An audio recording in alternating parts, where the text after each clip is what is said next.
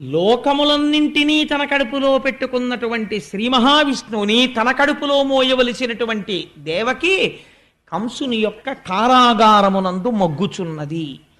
ఈ స్థితిలో ఒక చిత్రం జరిగింది.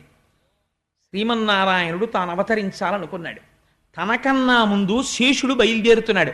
ఆదిశేషుడు ముందు అన్నగారిగా పుట్టాలి. అందుకని యోగమాయని పిలిచాడు. ఆయన యొక్క మాయాశక్తియే ఈశ్వరుడికి, ఈశ్వరుడి యొక్క మాయాశక్తికి అభేదం. వాళ్ళిద్దరూ విడివిడి ఉండరు. ఆ మాయాశక్తిని పిలిచాడు. పిలిచి ఒక మాట చెప్పాడు. నువ్వు భూమి మీదకి వెళ్ళు.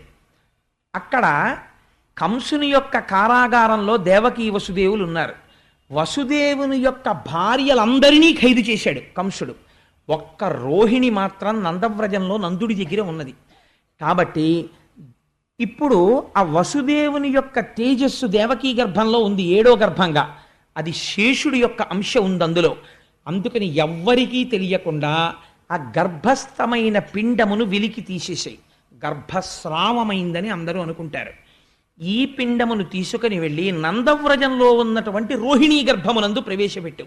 అప్పుడు ఇక్కడ జారిపోయినటువంటి పిండము అక్కడ పెరుగుతుంది. పెరిగి అక్కడ వర్ధిల్లుతాడు. బలరాముడన్న పేరుతో జన్మిస్తాడు శేషుడు. నన్ను సేవించాలని కోరుకుంటున్నాడు. అందుకని నువ్వు వెళ్ళి ఈ పని చెయ్యవలసినది అన్నాడు. యోగమాయ బయలుదేరి వచ్చింది. 7వ గర్భంలో దేవకీదేవి గర్భము నిలిచి సంతోషంతో ఉన్న సమయంలో దేవకీదేవి కడుపులో ఉన్నటువంటి పిండాన్ని పైకి లాగి నందవ్రజంలో నందుడి దగ్గర ఉన్నటువంటి వసుదేవుని యొక్క భార్య అయిన రోహిణీ గర్భంలోకి ప్రవేశపెట్టారు. ఇవాళ మనం భాగవతం చెప్తే ఇది జరుగుతుందా అని మీరెవ్వరూ అడగక్కర్లేదు. జరుగుతున్నాయి కదా ప్రపంచంలో. అంటే అప్పుడు మహర్షులు ఎప్పుడో చేశారు, భాగవత కాలంలోనే మన వాళ్ళు దీన్ని తెలుస్తోంది కదా. కాబట్టి బలము మిగుల కలుగ బలభద్రుడని లోక రమణుడగుట చేసి రాముడనియు సతికి పుట్టె గర్భ సంకర్షణంబున సంకర్షణుండనెడిఘనుడు సుతుడు. పోతన గారు అన్నారు, బలము మిగుల కలుగ బలభద్రుడని, చాలా బలవంతుడైనటువంటి వాడు కాబట్టి ఆయనకి బలభద్రుడు అని పేరు. లోకరమణుడగుట చేసి రాముడనియు, లోకములన్నింటినీ ఆనందింపచేస్తాడు కాబట్టి రామశబ్దాన్ని పక్కన పెట్టారు, బలరామ అని పిలిచారు. సతికి పుట్టె గర్భ సంకర్షణంబున, ఈ అమ్మ కడుపులోంచి లాగబడి వేరో అమ్మ కడుపులోకి ప్రవేశపెట్టబడ్డాడు. అందుకని సంకర్షణుడు అని పేరు వచ్చింది. అందుకని సతికి పుట్టె గర్భ సంకర్షణంబున సంకర్షణుండనెడిఘనుడు సుతుడు. ఆ విధంగా సంకర్షణుడన్న పేరుతో బలరాముని యొక్క ఆవిర్భావము జరిగినది. కృష్ణావతారమునకు ముందు బలరాముడు ఆవిర్భవించాడు. తదనంతరము ఇప్పుడు కృష్ణ పరమాత్మ ఆవిర్భవించాడు. ఆయన యొక్క అంశ ఆ పూర్ణమైనటువంటి ఆ తేజస్సు బయలుదేరి వసుదేవుడిని ఆవహించింది. వసుదేవుడిలోంచి ఆ తేజస్సు దేవకీ గర్భంలోకి ప్రవేశించింది. నాకు చాలా ఇష్టమైనటువంటి పద్యం ఒకటి ఉంది ఈ భాగవతంలో. ఈ స్థితిలో అంటే నేను ఇలా చెప్పానని తల్లులు వేరొకలా భావించకండి. గర్భిణీ స్త్రీలకి కలిగేటటువంటి వికారములను గురించి ఇళ్లలో అనుకుంటుంటారు. దాన్ని పోతన గారు ఈశ్వరపరం చేశారు. ఎంత గొప్పగా వర్ణన చేశారో చూడండి.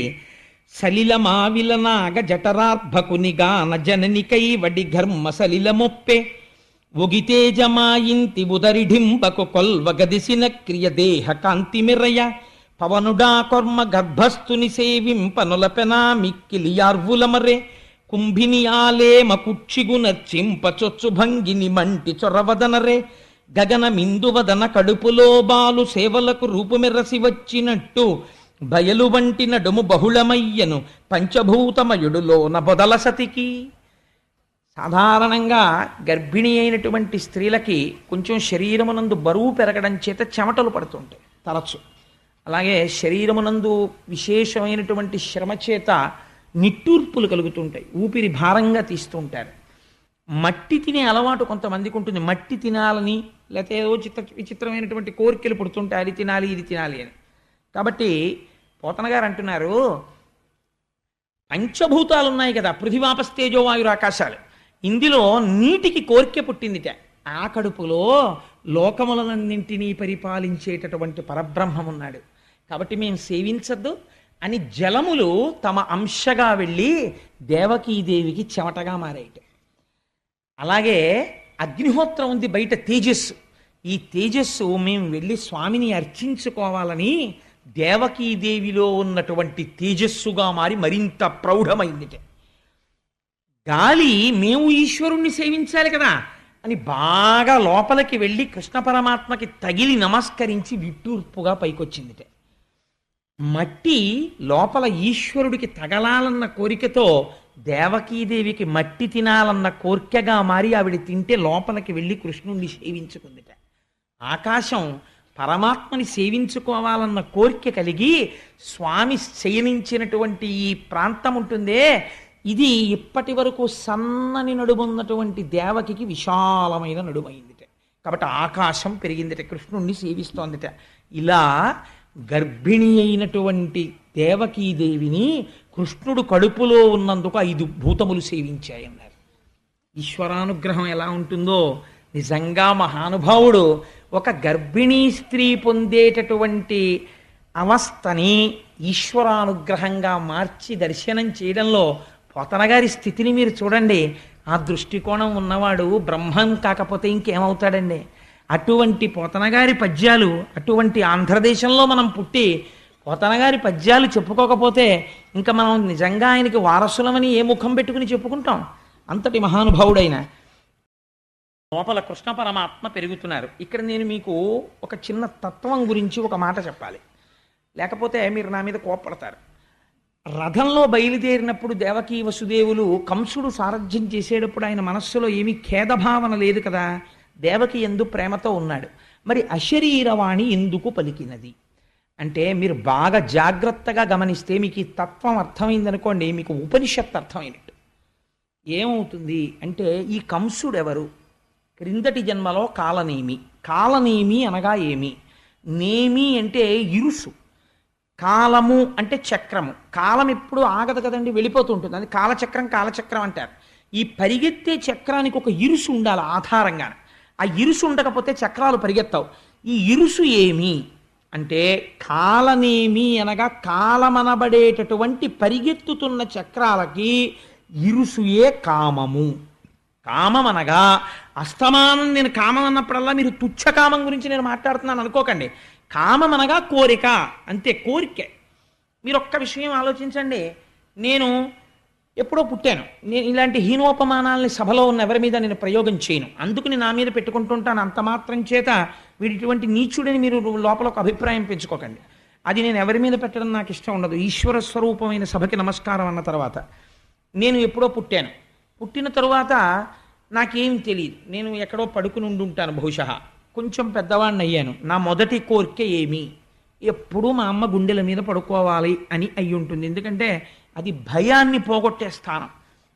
అమ్మ ఒళ్ళో ఉన్నా, అమ్మ గుండెల మీద ఉన్నా అస్సలు భయం ఉండదు.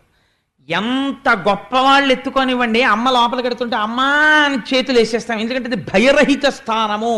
కాబట్టి మొదటి కోరిక ఏమి? అమ్మతో ఉండుట. తర్వాత అమ్మ ఎవరిని చూపించింది? నాన్నగారిని చూపించింది. ఇప్పుడు ఏమిటి కోరిక?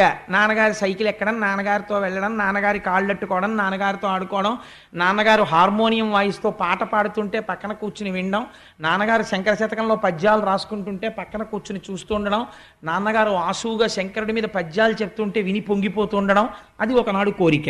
ఆ తరువాత ఏమైనది? ఏదో చదువుకోవాలని కోరిక. ఆ తర్వాత ఏమైంది? ఒక ఆవిడ్ని పెళ్లి చేసుకోవాలని కోరిక. తర్వాత ఏమైంది? ఓ 2 పిల్లలు పుడితే బాగుండు, అది ఓ కొడుకో కూతురు అయితే బాగుండు, పుట్టారు. ఆ తర్వాత ఏమైంది? వాళ్ళిద్దరూ బాగా యోగ్యులైతే బాగుండు. ఆ తర్వాత ఏమైంది? ఆ కొడుకు ఏదో ఇంజనీర్ అయితే బాగుండు, వాడు అవుతున్నాడు. ఆ తర్వాత ఏమవుతుంది? వాడికి ఒక మంచి కంపెనీలో ఉద్యోగం వస్తే బాగుండు, వస్తుంది. వాడికి నెలకి నేను గంట సేపు లెక్క పెట్టేంత డబ్బు జీతంగా వస్తే బాగుండు, వస్తుంది. నా కూతురుకు మంచి సంబంధం వస్తే బాగుండు, దాన్ని కడుపులో పెట్టుకునే అత్తారు వస్తే బాగుండు, వచ్చారు. పెళ్ళయింది, దాని కడుపున మంచి పిల్లలు పుట్టారు, వాడికి పిల్లలు పుట్టారు. అయితే నేనేం అవుతున్నాను? మీరు ఒక్కసారి ఆలోచించండి. ఈ కోర్కెల రూపంలో నా జీవిత కాలము వెళ్ళిపోతోంది కదా. ఈ కోర్కెలు కనపడుతున్నాయి. ఇప్పుడు వాట్ ఈజ్ యువర్ అచీవ్మెంట్ అని ఎవరైనా అడిగారు అనుకోండి, ఏమి సాధించారు మీరు? ఇలా చెయ్యేసుకు చెప్పండి నాకు అన్నారు. పుట్టానండి, పెరిగానండి, ఒక ఆవిడ్ని పెళ్ళాడానండి, 2 పిల్లల్ని కన్నానండి, వాళ్ళు చదువుకుంటున్నారండి, ఏదో ఇప్పటికి ఇన్ని లక్షలు సంపాదించానండి ఎఫ్సీఐలో పనిచేసి, అందులో ఇంత తినేశానండి కడుపుకి, ఏదో ఇంత బ్యాంకులో వేశాను, ఓ ఇల్లు కట్టాను, ఈ మధ్య అపార్ట్మెంట్లో ఫ్లాట్ కొనుక్కుని గృహప్రవేశం చేశాను, ఇంతకు మించి ఇన్ టర్మ్స్ ఆఫ్ డిజైర్స్ మీకున్న కోరికలు తీరితే సుఖములుగా, తీరని కోరికలైతే దుఃఖములుగా. ఏదో నేను డాక్టర్ అవుదాం అనుకున్నానండి, అవలేకపోయాను, అందుకు ఏడుస్తుంటాను అప్పుడప్పుడు, అసలు ఆ కోరికుంటే, నేను ఉదాహరణకి చెప్తున్నాను అంతే. కాబట్టి ఇప్పుడు ఏమైంది, జీవితం అనగా తీరిన కోరికల వలన కలిగినటువంటి సుఖము ప్లస్ తీరని కోరికల వలన కలిగిన దుఃఖము ఈజ్ ఈక్వల్ టు ఇన్ని సంవత్సరముల నీ జీవితము కదా. కాబట్టి కామమే ఇరుసు, కాలమే పరువు. అయిపోయింది, పడిపోయిన శరీరం, ఏం చేశావు అని ఒకడు అడుగుతాడు. తర్వాత వాడికి జవాబుదారి, వాడు అడుగుతాడు, నీకు ఇచ్చా మనుష్య శరీరం, నీకేదో 80 సంవత్సరాలు ఆయుర్దాయం ఇచ్చా, రోజు పూజ గదిలో 8 నిమిషాలు కూర్చునేవాడివి, 8 నిమిషాల్లో 7 నిమిషాలు మళ్ళీ ఆఫీసులోనో ఫ్రెండ్స్ దగ్గర తిరిగేవాడివి మనస్సుతో, 1 నిమిషమే నా దగ్గర ఉండేవాడివి. కాబట్టి 80 సంవత్సరాల జీవితంలో నువ్వు ఊళ్ళెళ్ళి అక్కడికెళ్ళి ఇక్కడికెళ్ళి ఎగ్గొట్టేసిన పూజలు తీసేస్తే నువ్వు 80 ఏళ్ల జీవితంలో నిక్కచ్చిగా చేసిన పూజ 40 నిమిషాలు. నీకు ఎందుకు ఇవ్వాలరా మళ్ళీ మనుష్య జన్మ అంటే ఏం చెప్పని జవాబు.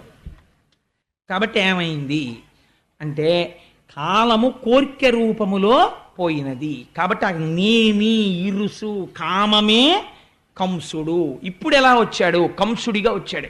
ఇప్పుడు ఏం చేస్తాడు, అదే అలవాటు ఆయనకి. లోపల ఉన్నవాడెవరు, దేవకీ వసుదేవులు ఉన్నారు ఇక్కడ. ఎవరా దేవకీ వసుదేవులు, వసుహు కూర్చున్నాడు, దేవుడు ఇక్కడే ఉన్నాడు, నీవారస్సూకవత్తన్వి పీతాభాస్వత్యనూపమా. ఇవాళ మా ఆఫీసులో మా స్నేహితుడు అన్నాడు, ఏమిటా బాబు ఏం చెప్పినా మళ్ళీ ఆఖరణ ఒకసారి ఇలా ఇక్కడే ఉందంటావు, నీతో ఇదో గొడవ అన్నాడు. అలాగా ఇక్కడే వసుదేవుడు కూర్చుని ఉన్నాడు. కూర్చుంటే ఆయన భార్య దేవకి. దేవకి అంటే దివ్, దివ్ అంటే ప్రకాశము. ఆ ప్రకాశము కాంతి కొడుతోంది అన్ని ఇంద్రియాలకి, జ్ఞానము అది తెలుసుకుంటోంది. ఇక్కడే ఉన్న ఆత్మ తెలుసుకోవడము ప్రకాశించడమే దేవకీ వసుదేవులు. ఉన్నది ఇది. ఇది ఉంటే నడుపుతున్నవాణ్ణి నేనని వాడు నడుపుతున్నాడు. కోరిక నడుపుతోంది కంసుడు. మనస్సు కామముగా కోరికగా రథాన్ని తిప్పుతోంది. ఈ రథాన్ని, ఈ రథంలో ఉండి ఇది తెలుసుకోవట్లేదు, ఈ రథం కోరికల కోసం తిరుగుతోంది. తిరుగుతుంటే అశరీరవాణి చెప్పింది. ఎవరి అశరీరవాణి? వేదం చెప్పింది. ఏమని చెప్పింది వేదం? నువ్వు అష్టాంగ యోగంలో 8వ మెట్టుకు చేరిన సమాధి స్థితి యందు నీ స్వస్వరూపము నీకు భాషిస్తుంది. ఇక్కడ ఉన్న ఆత్మ నీకు దర్శనమవుతుంది. అప్పుడు నీ రూపం అది, నువ్వు ఆత్మ.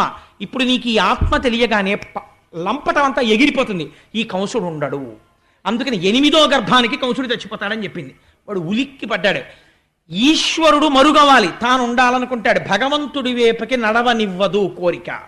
కాబట్టి ఏం చేస్తాడు, శివరాత్రి నాడు ఉదయం 8 అయ్యేటప్పటికి ఇక్కడ చక్కగా గోపూజ చేసుకుని, లోపల మనం అందరం అభిషేకం చేసుకుని, కుంకుమార్చన చేసుకుని, 12 గంటలకి ఇక్కడే పలహారం చేసి ఇంటికి వెళ్ళిపోయి మళ్ళీ సాయంకాలం 6ంటికి వచ్చి 12 వరకు పూజ చేసుకుందామండి అన్నాం అనుకోండి. అబ్బాయి ఎందుకండి బాబు, ఏదో శివరాత్రి ఆదివారం నాడు కలిసి వచ్చింది, ఇంట్లో శివ అనుకుంటే చాలదు ఏంటండి అంటాడు. మిగిలిన టైం ఏం చేస్తావు, టీవీ చూడాలి. అందుకు ఇదంతా 3 మాటలు శివ దేనికోసం అంటే మిగిలింది టీవీ చూడడం కోసం. కాబట్టి ఏమైంది, కంసుడు నడుపుతుంటాడు. దేవకీ వసుదేవుల్ని గుప్తం చేస్తాడు. వాళ్ళు ఉండడం ఇష్టం ఉండదు, చంపేస్తానంటుంటాడు. ఈ రహస్యం తెలియకూడదు, తెలియనివ్వకో, చంపేస్తాను 8వ గర్భం. నువ్వు అష్టాంగ సిద్ధి సమాధి స్థితి వైపుకి నడవడానికి వీల్లేదు, భగ్నం చేస్తాడు ధ్యానాన్ని. అందుకని చంపుతానంటుంటాడు. ఇదే అశరీరావాణి పలకడం, కంసుని రథాన్ని నడపడం అంటే. కాబట్టి ఇప్పుడు ఏమైంది, అయితే అటువైపుకి వెళ్ళేవాడు వెళ్లకుండా మాంతాడా? ఎన్ని చట్టాలు బిగించినా వెళ్ళిపోతాడు. కాబట్టి ఏమైంది, దేవకీదేవిని కారాగారమునందు ఉంచాడు. ఇప్పుడు బాహ్యంలోనికి రండి. కృష్ణ పరమాత్మ లోపల పెరుగుతున్నారు. దేవకీదేవి ఖైదులో ఉంది. ఈ ఖైదులో ఉన్నటువంటి దేవకీదేవి గర్భంలో కృష్ణుడు ఉన్నాడు. ఇప్పుడు ఈ గర్భంలోకి ఎవరొచ్చి నిలబడ్డారో తెలుసా అండి? 33 కోట్ల మంది దేవతలు చతుర్ముఖ బ్రహ్మగారితో వచ్చారు. వచ్చి దేవకీదేవి కడుపులోకి వెళ్ళి నించున్నారు. ఇది గర్భశుద్ధి అంటే. ఏమి గర్భమా గర్భం, ఏమి అదృష్టమా తల్లిది. ఈ అదృష్టం ఎందుకు పొందిందో ఎదరవిందురు గాని. కాబట్టి ఇప్పుడు ఏం చేశారు, వాళ్ళందరూ స్తోత్రం చేస్తున్నారు. ఈశ్వర నీవు సత్యము, మొదటి మాట చెప్పారు. సత్యం అంటే మారనిది, ఎప్పుడూ ఉండునది. మరి ఇవాళ నువ్వు కడుపులోకి ఎందుకు వెళ్ళావు? ఇది నీ లీల. నువ్వు కోరుకుంటే అలా కనపడుతుంటావు, ఓ తల్లి కడుపున పుట్టినట్టుంటావు. కానీ యథార్థమునకు మార్పు లేని వాడివి, మార్పు ఉన్నవాడిగా కనపడుతున్నావు. మాకో మార్పులున్నాయి చేసిన కర్మ వల్ల. నీవు మార్పు లేని వాడివి, సత్యమైన వాడివి. మేము నిత్యులము కావాలంటే ఎప్పుడూ ఉండని వాళ్ళమని మాకు భయం. అమ్మో ఉంటామా ఊడిపోతామా, ఉంటామా ఊడిపోతామా అంటుంటాడు అస్తమానమును. అందుకని ఏమిటి భయం? ఉండమని కాదు, ఈ ఆత్మ నేను ఎక్కడికెడతాను, ఎప్పుడూ ఉంటాను అనే స్థితి రావాలంటే, స్వస్వరూపము భాషించాలంటే నీ అనుగ్రహం ఉండాలి. అలా రాకుండా నువ్వేం చేసావో తెలుసా? ఓ పెద్ద చెట్టు పాతావు. ఆ చెట్టు ఏమిటో తెలుసా? సంసార వృక్షము. ఈ సంసార వృక్షమునకు నీవే ఆలంబనము. నీవు ఉండబట్టి సంసార వృక్షం ఉంది, నువ్వు లేకపోతే వృక్షం ఎక్కడుంది? దీనికి 2 ఫలములు, సుఖము దుఃఖము. దీనికి 3 రసములు, సత్వ రజస్తమో గుణములు. 4 వేర్లు, ధర్మార్థ కామ మోక్షములు. దీనికి 5 రకములైనటువంటి విధానములు, శబ్ద స్పర్శ రస రూప గంధములు. దీనికి 6 ఊడలు. ఆ 6 ఊడలే కామ క్రోధ లోభ మద మోహ మాత్సర్యములు. 7 రకములైన పొరలు, చర్మము రక్తము మాంసము కొవ్వు అస్థి శుక్ల మేధ. దీనికి 8 కొమ్మలు ఈ చెట్టుకి. ఇవే 2 చేతులు, 2 కాళ్ళు, 4, 5 నోరు, 6 కంఠము, 7 హృదయము, 8 ఉదరము. ఈ 8 కలిపి 8 కొమ్మలు.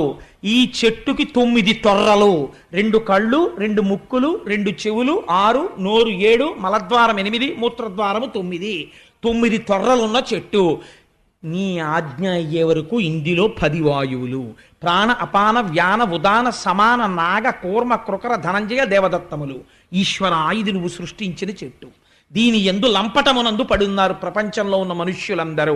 దీని మీద 2 పిట్టలున్నాయి. ఒక పిట్ట ఎప్పుడూ ఏమీ తినకుండా సంతోషంగా ఉంటుంది, ఓ పిట్ట ఎప్పుడూ తిని ఏడుస్తుంటుంది. ఏమిటా పిట్ట అంటే, ఒకటి ఆత్మ. ఆత్మయే జీవుడన్నవాడే ఆత్మ. కానీ అందులోంచి ప్రతిబింబంలా బయటికి వచ్చి నేను జీవుడనని తిని ఏడుస్తుంటాడు. తినక సంతోషంగా ఉంటాడు పరమాత్మ. ఆయన ఎప్పుడూ ఆనందమే. ఆ పరమాత్మ సాక్షిగా ఉంటాడు, తెలుసుకుంటూ ఉంటాడు. ఇది అసలు స్వరూపం. నీవు అనేక శరీరములను తీసుకున్నావు. ఏ శరీరము తీసుకుని నువ్వు వచ్చినది మాత్రము లోకమును రక్షించడానికే వచ్చావు. అటువంటి మహానుభావుడివి నువ్వు అని వాళ్ళు అన్నారు. ఒక చిత్రమైనటువంటి మాట అన్నారు. మహానుభావా, అయితే ఈ విషయాన్ని అందరూ తెలుసుకోలేరు. ఒక ఈశ్వరుడే లోక కళ్యాణం చెయ్యడానికి ఒకసారి తెల్లగా, ఒకసారి ఎర్రగా, ఒకసారి నల్లగా, ఒకసారి పావులు మెళ్ళో వేసుకొని, ఓసారి 4 ముఖాలతో, ఒకసారి శేషతల్పం మీద పడుకొని ఉంటాడని జ్ఞాపకం ఉండదు. ఎందుకు ఉండదో తెలుసా అంటే, మాయచేత ఎరుకమాలిన వారలు బహువిధంబుల నిన్ను పేరుకొండ్రు, ఎరుక కలిగిన వారు ఏకచిత్తంబున వివిధ మూర్తులుయును నీవేయండ్రు. మాయ కమ్మేసిన వాడికి భగవంతుడు ఏదో ఒక రూపంలోనే ఉన్నాడంటాడు, మిగిలినవి భగవంతుని యొక్క రూపాలు కావంటాడు. అంటే వాడు మాయ చేత కట్టబడ్డాడు. మాయ నీ అనుగ్రహంతో వదిలినవాడు ఆ ఈశ్వరుడే ఇన్ని రూపాలతో ఉన్నాడు అనగలుగుతాడు. కాబట్టి ఈశ్వర నువ్వు ఆ జ్ఞానం ఇవ్వాలి. ఆశ్చర్యం ఏమిటో తెలుసా? నువ్వు నోరిచ్చి నీ నామము చెబితే గట్టెక్కిస్తానంటే, నీ నామం చెప్పడం కూడా కొందరికి బరువే. ఆ నామం కూడా చెప్పక అధోగతి పాలైపోతుంటారు. సరికదా నీ నామాన్ని విమర్శిస్తారు, నీ కథల్ని విమర్శిస్తారు. నువ్వు ఇచ్చిన నోటితో ఎంత ఆశ్చర్యమో చూడు. చెప్పడం చెప్పేస్తున్నారు, విమర్శించడం విమర్శిస్తున్నారు. అధోగతుల పాలైపోయాక తెలుసుకుంటారు ఏమైపోయారు. ఇది దుర్వినియోగం చేస్తున్నారు. లోకం ఇలా నడుస్తోంది. కానీ మాయందు అనుగ్రహించి మహానుభావ, ముచ్చిరియున్నది లోకము నిచ్చలుకం సాధి కలులు నిర్దయులేచన్ మచ్చిక కావవలయును విచ్చేయుము తల్లి కడుపు వెడలిబుకుందా. కంసాదులు రాజ్యం చేస్తూ భక్తులైనటువంటి వాళ్ళని నిగ్రహిస్తున్నారు. కాబట్టి స్వామి నువ్వు అమ్మ గర్భంలోంచి బయటికి రావలసింది ముకుందా అని ప్రార్థన చేశారు. ప్రార్థన చేసిన తరువాత ఇక్కడ కంసుడి పరిస్థితి మహాదారుణంగా ఉంది. ఎందుచేత అష్టమ గర్భం వచ్చేసింది, నెలలు పెరుగుతున్నాయి, ఆవిడికి 9వ నెల వచ్చేసింది, స్పష్టంగా తేజస్సు కనపడుతోంది. అష్టమ గర్భంలో పుట్టేవాడు తన్ను చంపేస్తాడని భయం, అందుచేత తిరుగుచు కుడుచుచు త్రాగుచు ఆఖరికి ఏం చేస్తున్నా సరే అరుగుచు కూర్చుండి లేచుననవరత అనవరతంబున్ హరితలచి తలచి జగమా హరిమయముగ చూచ కంసుడారనియలుకన్. ఎంత చిత్రమో చూడండి. కంసుడికి కూడా జ్ఞానము చేత లోకమంతా ఒక ఈశ్వరుడు కనపడ్డట్టే కంసుడికి కూడా కనపడుతోంది. అందుకే అన్నాడు నారదుడు ధర్మరాజు గారితో, వైరంతో కూడా పొందుతున్నారు ఈశ్వరుణ్ణి అన్నాడు. తిరుగుచు కుడుచుచు వ్రాలుచు అరుగుచు కూర్చుండి లేచు అనవరతంబున్ హరితలచి తలచి జగమా హరిమయముగ చూచ కంసుడు ఆరనియలుకన్. తిరుగుతూ ఉంటాడు, అమ్మో ఇంకొచ్చేస్తాడేమో, ఏ క్షణంలో ప్రసవం అయిపోతుందో, పుట్టి ఏమో ఏం చేస్తాడో, ఏ రూపంలో వస్తాడో, ఎలా చంపుతాడో. తాగుతుంటాడు, గ్లాస్ అప్పుడైతే భయం, వచ్చేసాడేమో ఏ రూపంలోనూ. ఎక్కడో ఎవరో స్వామి అంటారు, అమ్మో వచ్చేసాడేమో అని భయం. ఉలిక్కి పడుతుంటాడు, వాసన చూస్తుంటాడు, ఏమో వాసనారూపంగా ఎందుకు రాకూడదు. ఇంతకుముందు హిరణ్యకశిపుల్ని వాళ్ళందరినీ చిత్రంగా చంపాడు. హిరణ్యకశిపు ఉపాఖ్యానానికి సంబంధించిన రహస్యం ఎక్కడ చెప్పాడో తెలుసా అండి ఆయన? బలిచక్రవర్తి ఉపాఖ్యానంలో చెప్పాడు శ్రీమన్నారాయణుడు. మీ తాతోడు ఉండేవాడయ్యా, వాడు నా కోసం వెతికాడు నన్ను చంపుదామని, వైకుంఠానికి వచ్చాడో సార్ నా కోసం, నేను ఏం చేశానో తెలుసా? వాడి ముక్కు రంధ్రాల్లోంచి వెళ్ళి వాడి గుండెల్లో కూర్చున్నాను, వాడు బయటంతా వెతికాడు, వాళ్ళలోనే ఉన్నానని తెలుసుకోలేకపోయాడు, వెర్రాడు, ఆఖరికి ఇందులోంచి వచ్చి స్తంభంలోంచి బయటకు వచ్చి వాడిని చంపేశానన్నాడు. అందుకని నీ వాళ్ళేం తక్కువ వాళ్ళు కారులే అన్నాడు బలిచక్రవర్తితో. కాబట్టి ఎక్కడుంటాడు? ఇక్కడే ఉంటాడు ఈశ్వరుడు. అంతర్ముఖ సమారాధ్య బహిర్ముఖ సుదుర్లభ. బయట వెతికితే దొరకదు, లోపలికెడితే దొరుకుతుంది. లోపలికి వెళ్ళడం మనకి తెలియదు, బయట తిరగడం తప్ప. కాబట్టి ఆయన ఏం చేస్తున్నాడు అంటే, ఏది చేస్తున్నా అమ్మో వచ్చేస్తాడు చంపేస్తాడు, ఇదే బెంగ. కాబట్టి ఇప్పుడు ఏమవుతోంది, ఎవరిని చూసినా శ్రీహరే కనపడుతున్నాడు. తలచి జగమా హరిమయముగ చూచ కంసుడారనియలుకన్. నిజంగా కృష్ణావతారం ఆవిర్భవించేటటువంటి సమయం ఆసన్నం అవుతోంది. మీకు ఒక గొప్ప రహస్యం చెప్పేస్తున్నాను ఇవాళ. ఏమిటో తెలుసా అండి? శ్రావణ మాసంలో అర్ధరాత్రి 12 గంటలకి ఆకాశం మబ్బులు పట్టి వర్షం పడుతుంటే శ్రీకృష్ణ భగవానుని యొక్క ఆవిర్భావం. మళ్ళీ అక్కడి నుంచి 6 నెలలు లెక్కెట్టండి. భాద్రపదము, ఆశ్వీజము, కార్తీకము, మార్గశీర్షము, పుష్యము, మాఘము. మాఘమాసంలో మళ్ళీ మహాశివరాత్రి నాడు అర్ధరాత్రి 12 గంటలకి లింగోద్భవం. ఏమిటి చిత్రం? 6 నెలలు కరచరణాదులున్నవాడి పూజ చేస్తే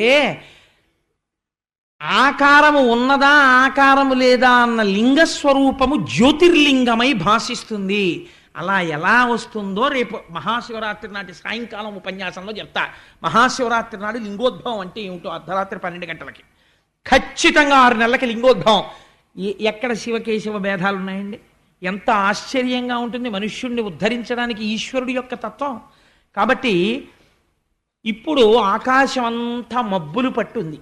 ఈయన ఏ నిమిషానికి ఆ నిమిషమే భయం. ఒకరోజు అనుకున్నట్ట, ఇంకా సుఖం లేదు, చంపేస్తాను, అసలు గొడవ వదిలిపోతుంది, నేను ఈ టెన్షన్ పడలేకపోతున్నాను, వీడు ఎప్పుడు పుట్టేస్తాడో, చంపేస్తాను దేవకీదేవిని అనుకున్నాడు. వెళ్ళాడు. లోపల ఉన్నవాడు ఎవరండి? మహామాయా మానుష రూపుడు. ఆ చెల్లెల్ని చూస్తే జాలేసిందిట. ఇంత పరాక్రమవంతుడిని, ఆడపిల్లని చంపనా, గర్భిణిని, ఇంకెందుకు, ఎలాగో పుడతాడు కదా, పుట్టిన తర్వాత చంపేస్తాను అని వెనక్కి వచ్చేసాడు. వెనక్కి వచ్చాడు కానీ నిద్ర పట్టట్లేదు.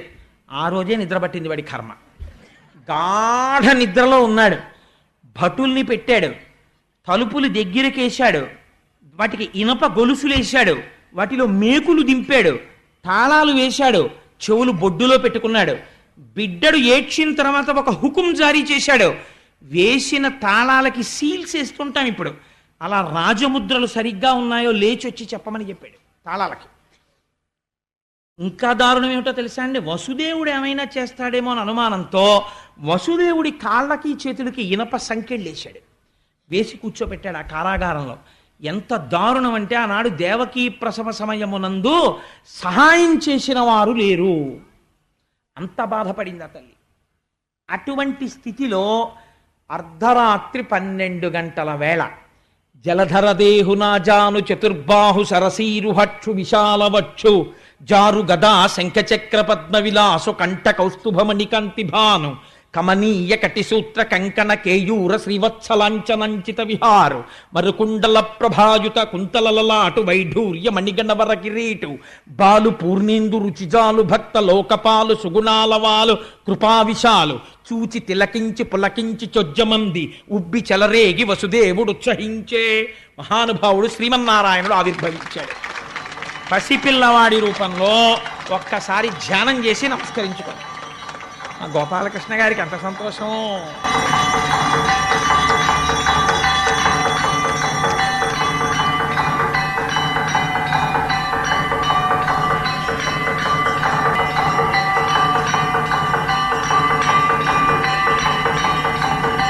నీరాజనం తీసుకోండి అమ్మా. కృష్ణ జననం వినడం అంటే దశమస్కంధాంతర్గతంగా ఎంత అదృష్టం ఇంక ఇవాళ నుంచి. అందుకని జలధరదేహు నాజాను చతుర్బాహు సరసీరుహక్షు విశాలవక్షు. పోతన గారికి సీసం అలా పడింది ఆ పద్యం. ఇదేంటి 4 బాహువులతో నల్లటి మొబ్బెలా ఉంటుందో అటువంటి కాంతితో పట్టు పీతాంబరం కట్టుకుని శంఖచక్ర గదా పద్మములను ధరించినటువంటి వాడై మహానుభావుడు మంచి వజ్ర వైఢూర్యములు పొదగబడినటువంటి కిరీటంతో మంచి నల్లటి కుంతలములతో చెవులకు పెట్టుకోబడినటువంటి కర్ణాభరణముల యొక్క కాంతి గండస్థలముల యందు ప్రకాశిస్తూ ఉండగా మెడలో ఆ శ్రీవత్సమ కౌస్తుభం అనేటటువంటి రత్నాన్ని ధరించి శ్రీవత్సమన్న పుట్టుమచ్చతో సమస్త లోకములు కొలిచేటటువంటి పాదపద్మములతో చంటి పిల్లవాడిగా వసుదేవుడికి దర్శనమిచ్చాడు. అటువంటి పిల్లవాణ్ణి చూసి నిజంగా వసుదేవుడు సంకెళ్లలో ఉన్నాడు. ఏమి పద్యం వేసేశారండి. పోతన గారు దర్శనం చేస్తూ కళ్ళ నీళ్లు చిప్పిళ్ళి ఘంటంగా జరిగింది. జలధరదేహు నాజాను చతుర్బాహు సరసీరుహక్షు విశాలవక్షు జారు గదా శంఖచక్ర పద్మ విలాసు కంఠ కౌస్తుభమణి కంతిభాను కమనీయ కటిసూత్ర కంకణ కేయూర శ్రీవత్సలాంచనంచిత విహారు మరుకుండల ప్రభాయుత కుంతలలలాటు వైఢూర్య మణిగణ వరకిరీటు బాలు పూర్ణేందు రుచిజాలు భక్త లోకపాలు సుగుణాలవాలు కృపావిశాలు చూచి తిలకించి పులకించి చోద్యమంది ఉబ్బి చెలరేగి వసుదేవుడు ఉత్సహించే.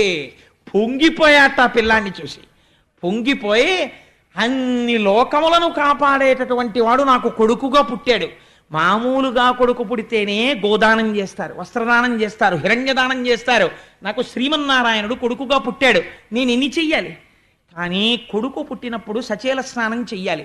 నేను స్నానం చెయ్యడానికి కూడా లేదని స్నానము చేయక రామిని ఆనందరసాబ్ధిమగ్నుండై ధేనువులను 10,000 విప్రులకును మానసికముగా ధారవోసమరి ఇచ్చుటకొన్.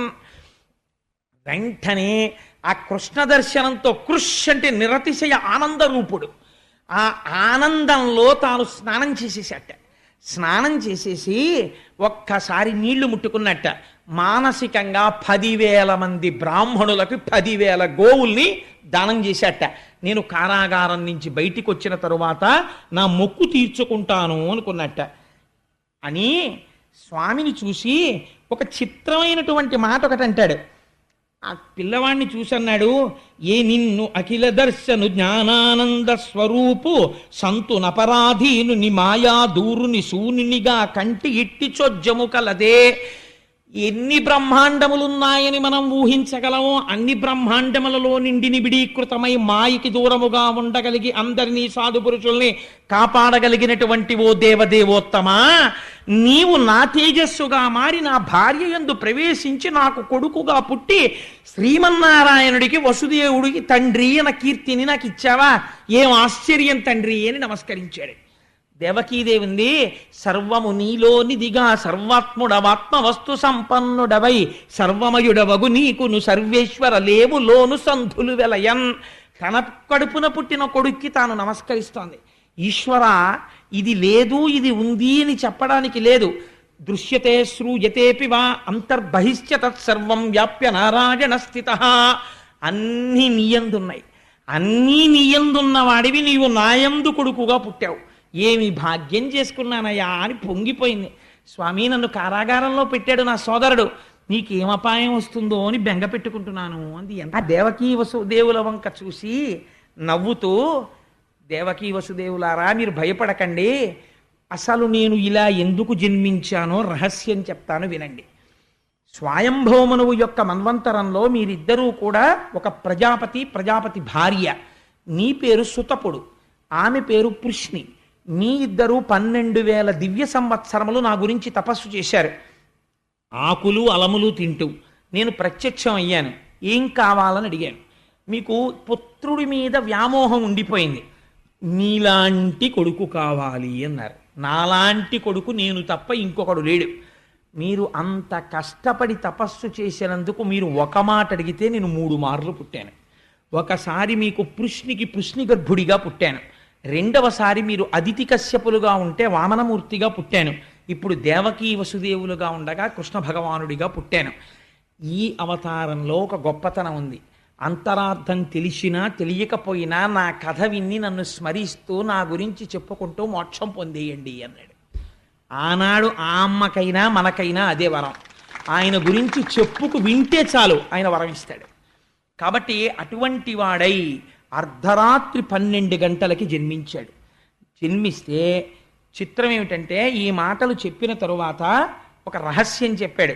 ఇదే సమయమునందు యమునా నదికి ఆవలి ఒడ్డున ఉన్న నందవ్రజంలో నా యొక్క శక్తి స్వరూపమైన యోగమాయాదేవి యశోదాదేవి యొక్క గర్భమునందు జన్మించింది ఆడపిల్లగా.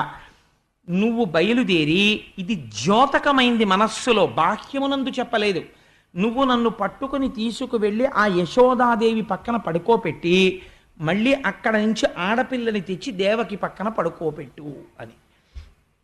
వెంటనే వసుదేవుడి చేతికి ఉన్నటువంటి కాళ్ళకి ఉన్నటువంటి సంకెళ్ళు ఊడిపోయి ఈ పిల్లవాణ్ణి తీసి గుండెల మీద పెట్టుకున్నాడు. చాలామంది తల మీద పెట్టుకున్నాడు అంటారు. పోతన గారి భాగవతంలో గుండెల మీద పెట్టుకున్నాడు అనే ఉంది వచనంలో. గుండెల మీద పెట్టుకుని ద్వారం దగ్గరికి వెళ్ళాడు. ద్వారానికి ఇనప గొలుసులున్నాయి, మేకులున్నాయి, తాళాలున్నాయి, ఊడిపోయాయి. కంసుడితో సహా అందరూ గుర్రు పెట్టి నిద్రపోతున్నారు. బయటికి వచ్చాడు. తప్పుకోవడానికి వీలు లేకుండా ఇక్కడ నిలబడిన వాడు ముఖ్యద్వారంలోకి కనపడే ఏర్పాటు చేశాడు. ఒక్కొక్క ద్వారం దాటుతున్నాడు. వెనక పడగలు పట్టి శేషుడు వస్తున్నాడు, ఆయన మీద నీడ పట్టి ఈ తలుపులు శేషుడు వేసేస్తున్నాడు. దాటి బయటికి వచ్చాడు. ఆకాశమంతా నల్లటి మబ్బు పట్టుంది, గాఢాంధకారం, శ్రావణమాసం, వర్షం పడుతోంది. శేషుడు పడగలు పట్టి ఆచ్ఛాదించాడు. యమున దగ్గరికి వెళ్ళారు. విపరీతమైన వేగంతో ప్రవహిస్తోంది. ఈ వసుదేవుడు కృష్ణ పరమాత్మని ఇలా పెట్టుకుని ఆ యమున వంక చూశాడు. ఆశౌరికి తెర్రవొసగెను ప్రకాశోద్దత తుంగ భంగ కలిత ధరా సాకాశయగు యమున మును సీతేశునకు పయోధిత్రోవ ఇచ్చిన భంగిన్. కృష్ణ పరమాత్మని గుండెల మీద పెట్టుకున్న వసుదేవుణ్ణి చూడగానే ఆనాడు రామచంద్రమూర్తికి చోటిచ్చేసిన సముద్రంలా యమున చోటిచ్చేసింది. అందులోంచి వసుదేవుడు వెళ్ళిపోయాడు. ఇదే అక్కడికి వెళ్ళి కృష్ణ పరమాత్మని పడుకోబెట్టాడు. అక్కడ ఆడపిల్ల పుట్టిన ఎవ్వరికీ తెలియదు, అందరూ గాఢ నిద్రలో ఉన్నారు. ఈ పిల్లవాడిని అక్కడ పడుకోబెట్టాడు. కుయ్యి అనలేదు, కై అనలేదు. ఆ పిల్లని ఎత్తుకున్నాడు, చక్కగా పట్టుకున్నాడు. మళ్ళీ తిరిగి వచ్చాడు. మళ్ళీ యమున దారి ఇచ్చేసింది. మళ్ళీ యమున దాటి ఈవలి ఒడ్డుకు వచ్చాడు. వచ్చి అంతఃపురంలోకి ప్రవేశించాడు. ఒక్కొక్క తలుపు తెరుచుకుంది. లోపలికి వెళ్ళాడు. ద్వారాలు వేసుకున్నాయి. ఇనప సంకెళ్ళు పడిపోయాయి, మేకులు పడిపోయాయి, తాళాలు పడిపోయాయి. వసుదేవుడు వెళ్ళి ఆడపిల్లని ఆ దేవకీదేవి పక్కన కూర్చోపెట్టాడు. తను వచ్చి ఇలా కూర్చున్నాడు. ఇన్ని మూసుకున్నాయి, సంకెళ్ళు మాత్రం తగులుకోలేదు, అలాగే ఉండిపోయాయి. అన్ని మూసుకున్నాయి, సంకెళ్ళు తగులుకోకుండా అలాగే ఉన్నాయి. ఇప్పుడు వసుదేవుడు చూశాడు. ఒక నవ్వు నవ్వి, పదముల సంఖ్యలని డుకొని మదితలచు సూరసుతుడు ముందరివోలెన్ గుదురుకల రీతి దేహము కదలించుచు నూరకుండె గురువరతంబున్. ఉపనిషత్ రహస్యం చెప్పేశారు. ఇక్కడ ఏమైంది అంటే, కృష్ణ పరమాత్మని ఇక్కడ ధరించాడు అంటే లోపల ఉన్న ఆత్మస్వరూపాన్ని తెలుసుకున్నాడు ఇప్పుడు వసుదేవుడు. తెలుసుకోగానే భిద్యతే హృదయ గ్రంథి చింద్యంతే సర్వసంశయా క్షీయంతే చాస్య కర్మాణి తస్మిన్ దృష్టే పరావరే. ఆ హృదయ గ్రంథి విడిపోయింది, ఆ గొలుసులు ఊడిపోయి ఇప్పటి వరకు ఉన్న కర్మబంధములు తెగిపోయి సంశయాలు తొలగిపోయాయి. బయటికి ఎడుతుంటే అవివేకమన్న మబ్బులు, అజ్ఞానమన్న చీకటి పట్టి ఉంది. ఆధ్యాత్మిక ఆదిభౌతిక ఆదిదైవికములనేటటువంటి వర్షములు పడుతున్నాయి. పరమభక్తుడైన వాడికి ఇవి ఇబ్బంది పెట్టవు. అందుకని శేషుడు పడగబట్టాడు. జ్ఞానము కలగడానికి ముందు విశేషమైన భక్తి కలుగుతుంది. రమణ మహర్షికి ఆత్మతత్వం తెలియడానికి ముందు పెరియ పురాణం చదివి అపారమైన భక్తి అరుణాచలం మీద కలిగినట్టు. ఇప్పుడు బయలుదేరాడు. యమున దారిచ్చింది. యమున దారివ్వడం అంటే ఏమిటో తెలుసా అండి? సూర్యుడికి ఒక కొడుకు, ఒక కూతురు. కొడుకు యముడు, కూతురు యమున. ఇద్దరూ ఆగరు. యమున కాలస్వరూపం, ప్రవహించి వెళ్ళిపోతుంది, వెనక్కి రాదు.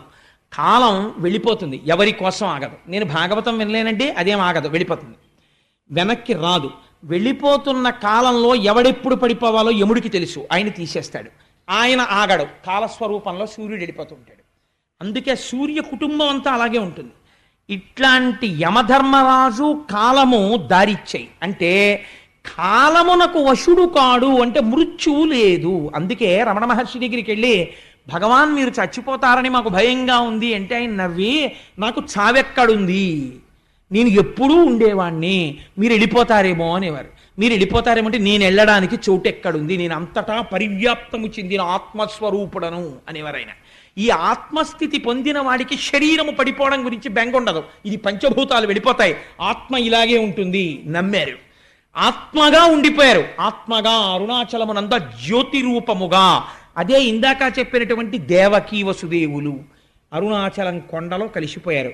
కానీ దేహము పడిపోయేంత వరకు జ్ఞాని రోగము దీనికి వస్తే సాక్షిగా ఉంటాడు.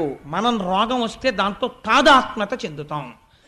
దాన్ని కూడా సాక్షిగా గమనిస్తాడు. ఆ రోగాన్ని కూడా సాక్షిగా ఉంటాడు, తనంత తాను శరీరం పడిపోయే వరకు.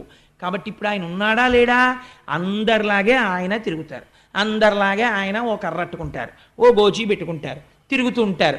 ఆయన ఉన్నట్టా లేనట్టా అంటే ప్రారంధమైపోయేంత వరకు ఈ శరీరం వచ్చేసింది కాబట్టి అది పడిపోయే వరకు శరీరం ఉంటుంది. కాబట్టి తగిలించుకున్న బంధనాలివి ఆ ఉండడం.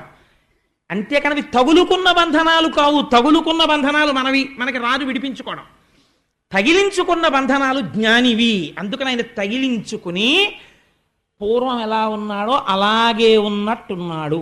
ఎవ్వరికీ తెలియదు. అతను ఒకసారి గుండెల మీద పెట్టుకుని యమునని దాటి వెనక్కి వచ్చాడు. అందుకే ఆడపిల్ల నొదలమని వసుదేవుడు ఏడవడు, దేవకి ఏడుస్తుంది.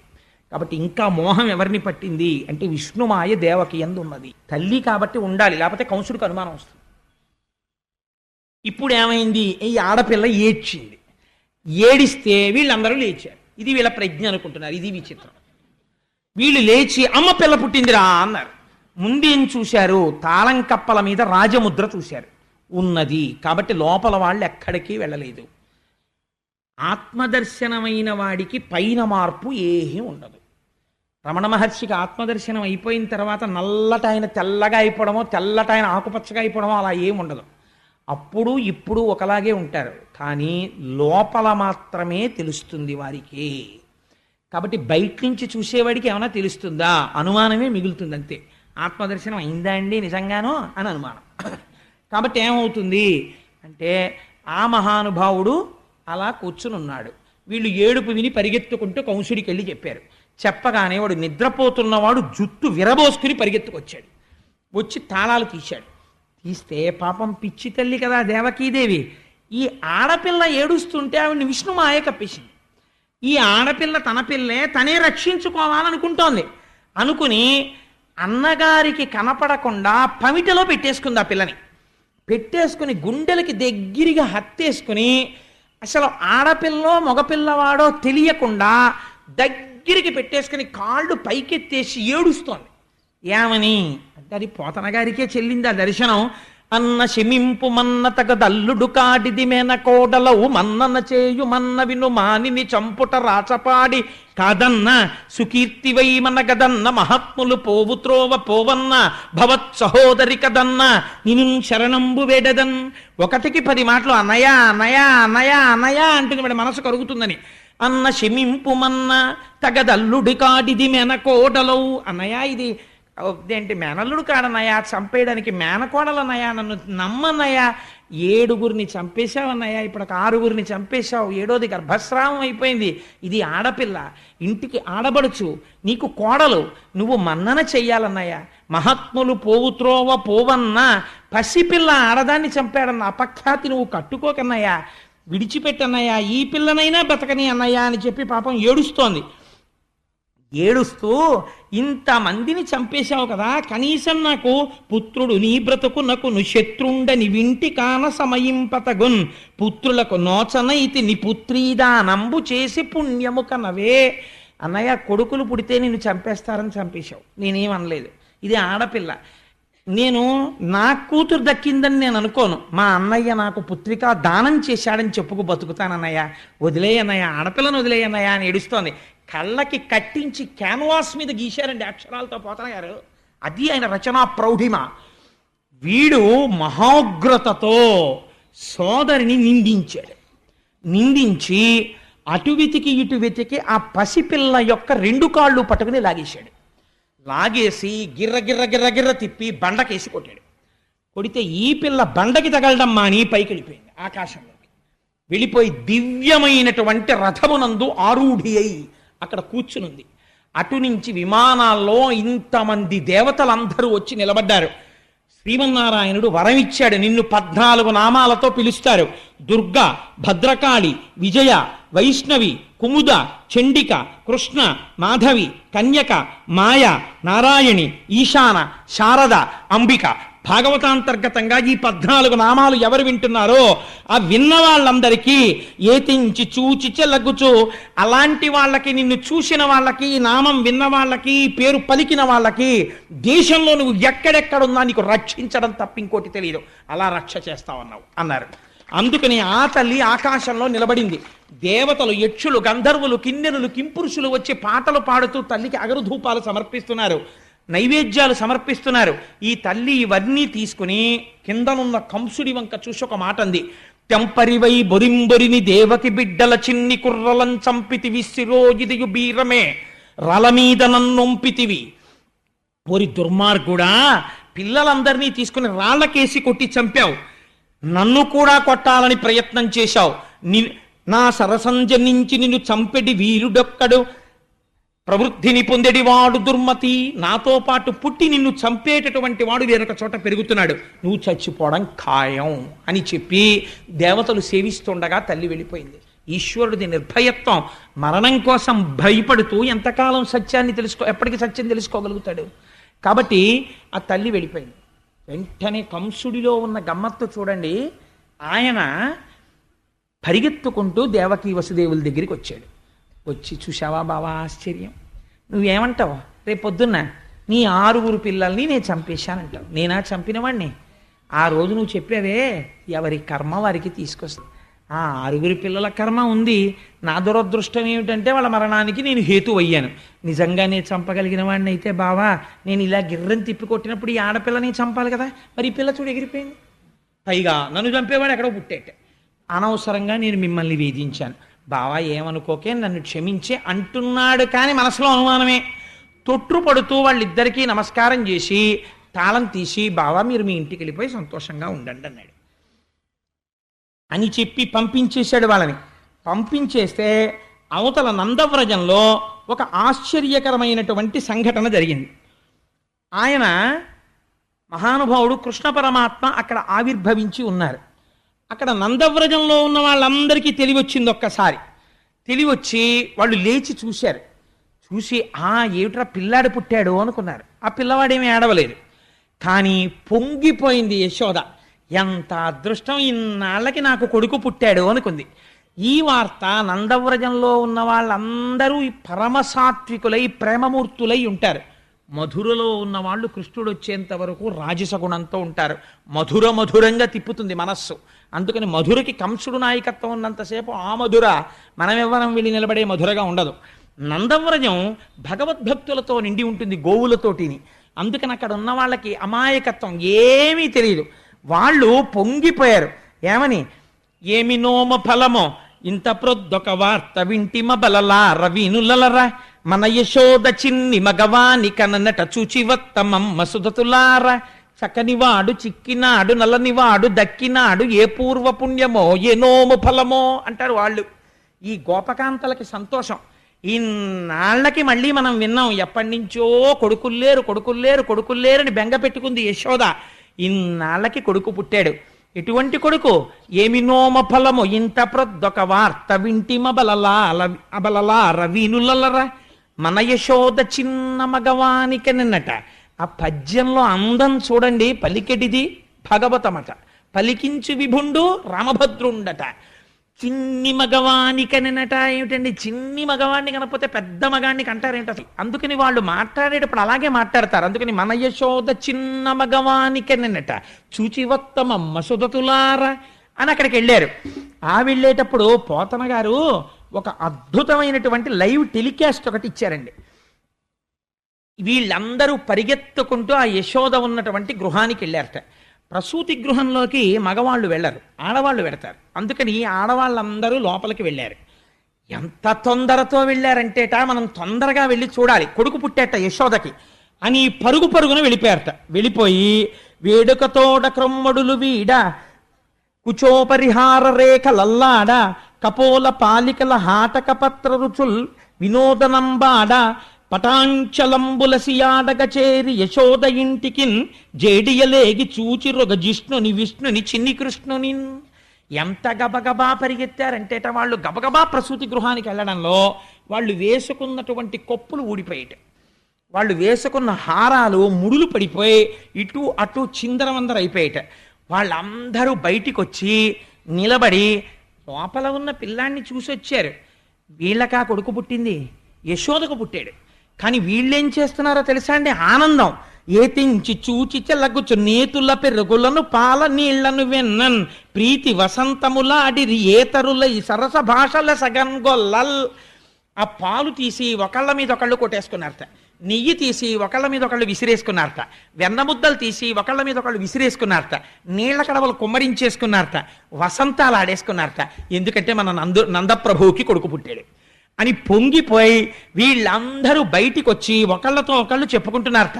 భయ్యంత బాగున్నాడే పిల్లాడు, యశోద పక్కన పడుకున్నప్పుడు చూశాను నేను, బుజ్జి బుజ్జి పాదాలు, ఇంతంత పాదాలు, నల్ల మేఘం ఎలా ఉంటుందో అలాంటి రూపంతో ఉన్నాడు, అరికాళ్ళు ఎర్రగా ఉన్నాయి, పువ్వులు పొట్లం కట్టినట్టుగా ఉన్నాయి, ఇంటింటి వేళ్ళు చిన్ని చిన్ని వేళ్ళు, ఆ చిన్ని వేళ్ళు ఇలా ముట్టుకుంటూ ఉంటే ఆ బొట్టన వేళ్ళు, దాని మీద మళ్ళీ ఇంత తెల్ల తెల్లటి గోళ్ళు, పక్కన ఇంత చిన్న పిక్క, ఓ ఇంత కాలు, ఆ కాలు ముట్టుకుంటే మెత్తగా ముసలి వాళ్ళ మోకాళ్ళలాగా ముడతలు పడి మోకాళ్ళు, ఇంతంత తొడలు, వాటి మీద ఇలా మూడేమో గీతలు, ఆ తొడ ఇలా అంటే మెత్తటి తొడ, సన్నటి నడుము, బుజ్జి బొజ్జ, మనం పెట్టుకున్న వెన్న ముద్దలా ఇలా ముట్టుకుంటుంటే ఎంత మెత్తగా ఉంది ఆ బొజ్జ. యశోద పాలు తాగి బుజ్జి ఇంటి చిన్ని నాభి, ఆ నాభిలోంచి అమ్మ కడుపులో ఉండగా అన్నమంతా తిన్నాడు.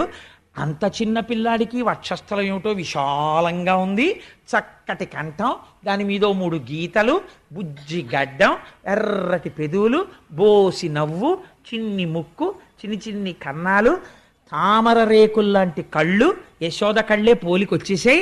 ఆ చక్కటి నుదురు, గిరజాల గిరజాల జుత్తు నందప్రభులాగా, ఆ చేతులు ఎర్రటి అరిచేతులు, ఆ చేతులు చూసేటప్పటికే ఏదో సంతోషం. నిజంగా పిల్లాన్ని ముట్టుకుంటుంటే ఎప్పుడు ఎత్తుకుంటామా, ఎప్పుడు పెరుగుతాడా, ఎప్పుడు మనతో ఆడుకుంటాడా అని పొంగొచ్చేస్తోంది.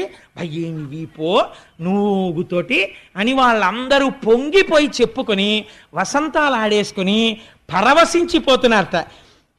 ఈ నందప్రభువు పొంగిపోతున్నాడు బయటికి వచ్చి, ఓహో నాకు కదా ఇలాంటి కొడుకు పుట్టాడు, ఆడవాళ్ళందరూ ఎంత గొప్పగా చెప్పుకుంటున్నారో అని సంతోషపడిపోయి. మానసిక దర్శనం అంటే అంతేనండి, బాలకృష్ణ దర్శనం కాదా? యశోద యొక్క పురిటి మంచం మీద పడుకున్న వాణ్ణి ప్రసూతి గృహానికి వెళ్ళిన స్త్రీలు ఎలాంటి కళ్ళతో చూశారో నేను అలాంటి కళ్ళతో చూడగలను పోతన గారిని ఎదురు పెట్టుకుంటే. కాబట్టి అలా దర్శనం చేసి వాళ్ళు పొంగిపోయారు. పొంగిపోతే నందుడు బ్రాహ్మణుల్ని పిలిపించాడు, గోవులు దానం ఇచ్చాడు, గొప్ప గొప్ప మేలిమి వస్త్రాలు దానం ఇచ్చాడు. ఈ పిల్లవాడి జాతకర్మ ఒక్కసారి జాతకం చూడండి ఎలా ఉంటాడు అన్నాడు. ఈ ఆభీర కుమారుడు వీరుండై శ్రీయుతునై వీర వైరి జేతయునై దీర్ఘాయుష్మంతుండగునని పాయక దీవించినప్పుడు బ్రాహ్మణ జనముల్. ఆ పిల్లవాడి జాతకం చూసి ఆ ఏం పిల్లాడయానందుడా అని కడుపు నిండిపోయిందయా. నిజంగా లేక లేక పుట్టినందుకు ఈ పిల్లవాడు ఈ అభీర కుమారుడు శ్రీయుతుడై, అసలు లక్ష్మి వీడిదేనయ్యా, అంత ఐశ్వర్యం అనుకో. శ్రీయుతుడై వీరవైరి జోదయునై ఎటువంటి వీరుల్ని ఓడిస్తాడు. దీర్ఘాయుష్మంతుండగునని గొప్ప దీర్ఘాయుర్ధాయాన్ని పొందుతాడు. పాయక దీవించినప్పుడు బ్రాహ్మణ జనముల్, ఆ బ్రాహ్మణులందరూ ఆశీర్వచనం చేశారు. దుందుభులు మొరసే గాయక సందోహము పాడే సూత సముదాయముతో వందిజనులు కీర్తించిరి క్రందుగవీతించ భద్రకాహళరవముల్. నందుడి యొక్క కోటలోంచి దుందుబులు మోగేట. ఆ లోపల ఉన్న పిల్లవాడు క్షేమమే భద్రమే అని తెలియడం కోసమని చెప్పి లోపల నుంచి పెద్ద పెద్ద ఢమరుకలు మోగించారట. బయటంతా బ్రాహ్మణులు గొల్లపడుచులు అందరూ నిలబడిపోయి వసంతాలు ఆడుకుంటున్నారు. వీళ్ళందరూ ఇంత ఆడుకుంటుంటే అసలు సంతోషం అంతా ఎవరిదోట తెలుసా అండి? క్రేళ్ళురికె మసలిలే గల్లు మల్లడిగుని రంకెలిడియ మద వృషభంబుల్ పెళ్ళున ముదుగుల పొదుగుల చల్లించన్ పాలు బాలు సంభవ వేళన్. చిన్ని చిన్ని దూడలు. కృష్ణుడు మేము ఒక్కసారే పుట్టాం, మేము 2 రోజుల ముందు పెట్టాం, మేము కృష్ణుడి కన్నా పెద్ద. మా అదృష్టం ఏమిటో తెలుసా? రేపటి నుంచి మేము పరిగెడుతుంటాం. మేము పరిగెడుతుంటే వెనకాతల కొమ్ము బూర పట్టుకుని మహర్షులు దర్శనం చెయ్యనటువంటి పాదపద్మములు ఉన్నటువంటి మహాపురుషుడు ఆయన మా వెనకాల పరిగెడుతుంటాడు. ట్రర్ అంటుంటాడు, ఆపుతుంటాడు. ఆయన బూర ఊతాడు, ఆయన వేణువు ఊతాడు. మేమందరం వచ్చి ఆయన చుట్టూ నించుంటాం. ఆయన మా వీపుల మీద తన చెయ్యి వేసి సేద తీరుస్తాడు. ఆయన మా పాలు పితుకుతాడు. మేము పరిగెడుతుంటే మా డెక్కల నుంచి గోధూళి రీగుతుంది. ఆయన చెమట పట్ట ఆయన ఒళ్ళంతా మా కాళ్ళ మట్టి అంటుకుంటుంది. ఆయన ఆవులతో ఆడుకుంటాడు, మేము ఆయనతో ఆడుకుంటాం. మాకు గడ్డి పెడతాడు. మా అంత అదృష్టవంతులు ఎవరు ఈ బ్రహ్మాండంలో ఎవరున్నారు అని క్రేళ్ళురికే మసలిలే ఎగలో. అసలే ఆవు దూడకు అలర ఎక్కువ, 4 కాళ్ళు ఎత్తి ఎగురుతుంటుంది అది. అలా ఎగిరిగిరి ఆడుతున్నట్ట దూడలన్నీ అక్కడ నందవ్రజంలో. మల్లడిగొని రంకెలిదియ మరద వృషభంబుల్. ఆబోతులకి ఎద్దులకి ఆనందం వచ్చేసిందట.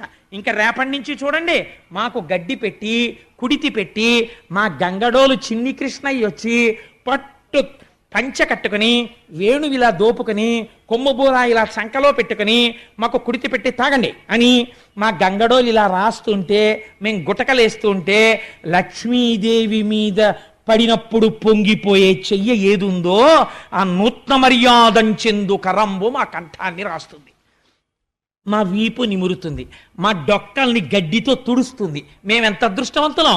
మాకు బండి పైకెత్తి మా మెడ మీద ఆయన కాడి పెడతాడు, మమ్మల్ని తోలుతాడు. ఆయన తోలుతుంటే మేము నడుస్తుంటాం, ఆయన్ని మేము వహిస్తాం. మా బళ్ళు ఎక్కుతాడు, మాతో తిరుగుతాడు, రోజంతా మాతో గడుపుతాడు. రాత్రి తెచ్చి మమ్మల్ని కట్టుకొయ్యలకి కడతాడు. ఆ కృష్ణుడు ఇలా వెనక్కి తిరిగి మాకు గడ్డేస్తుంటే సంతోషంతో మేము అని నాకేస్తాం. మీరు నాగలరా కృష్ణుడు అలాగా? మాకుందో అదృష్టం అని మల్లడిగొని రంకెలిడియ మద వృషభంబుల్. ఆ పెద్ద పెద్ద ఎద్దులు ఆకాశం వంక చూసి అంబా అని పెద్ద అరుపులు అరిచాయిట. ఆవులు అన్నాయిట, ఏం పెద్ద మీ ఇద్దరికేనేంటి గొప్ప, పుట్టిన పిల్లాడు ఎన్ని పాలు కావాలంటే అన్ని పాలు దొరికేటట్టుగా మేం చూడండి ఎలా ఇస్తామో ఇవాళ నుంచి పాలని. పెళ్ళున్న మొదుగుల్ల పొదుగుల్ల చల్లించన్ పాలు బాలు సంభవ వేళన్. షేరు పాలు ఇచ్చి ఆవు 2 షేర్ల పాలు ఇచ్చేసిందిట. అన్ని పాలు ఆవులు ఇచ్చేసాయిట. ఇంత పొంగిపోతున్నారట అందరూను. ఆ పిల్లాన్ని తీసుకెళ్ళి పడుకోపెట్టి ఇప్పుడు అక్కడ ఉన్నటువంటి గోపకాంతలందరూ ఇవన్నీ చేస్తుంటే కొంతమంది ఉన్నారు, వాళ్ళందరూ గోపాలకులు. వాళ్ళకి కొంచెం డాబ్ ఉంటుంది. నందప్రభువు దగ్గరికి వెళ్ళి కంగ్రాచ్యులేషన్స్ చెప్పాలి మీకు కొడుకు పుట్టేట్టని. కానీ వెళ్ళేటప్పుడు వాళ్ళు మామూలుగా వెళ్ళరు.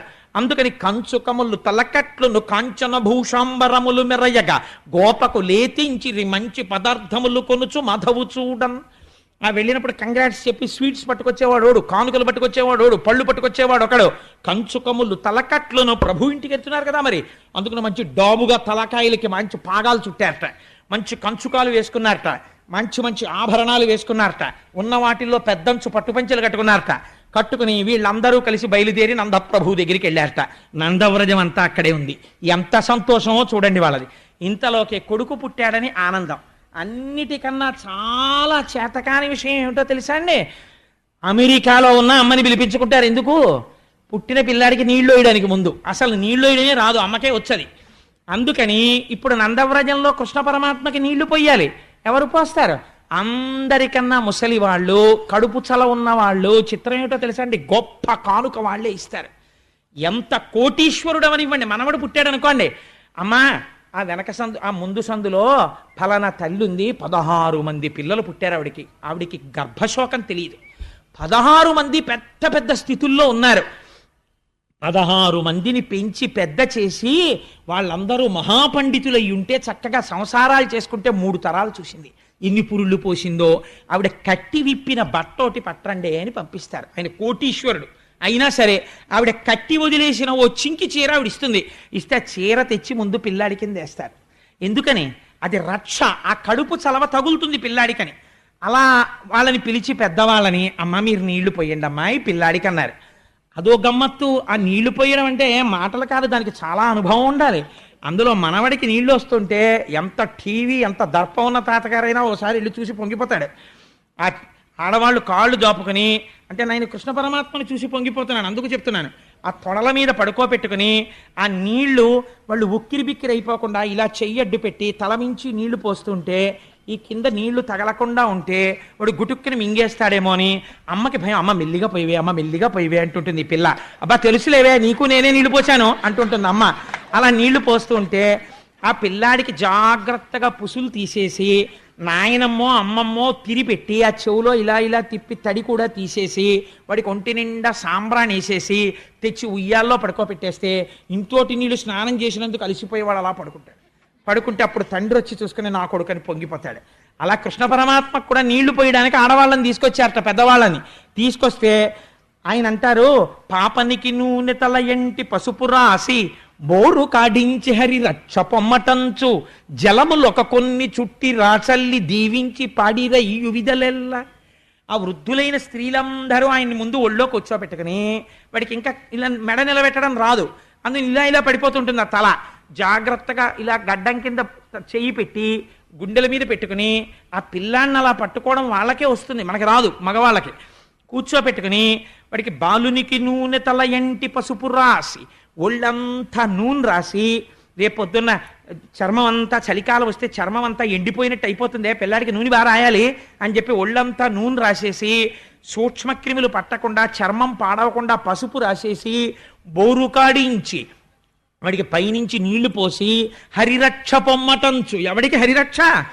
హరికి.